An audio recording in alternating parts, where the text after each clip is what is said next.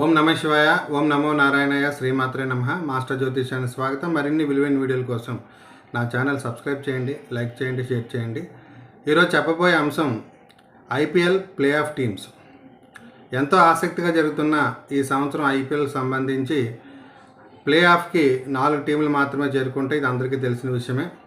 సెమీఫైనల్గా పేర్కొనే ఈ ప్లే ఆఫ్కి ఉన్న టీం అన్నింటిలో కల్లా వాటి ఎనర్జీని అనుసరించి నా యొక్క పరిశోధన డౌజింగ్ ప్రకారం నేను తెలుసుకున్న అంశం ఇది 100కి 99% వరకు నిజమయ్యే అవకాశం ఉంది.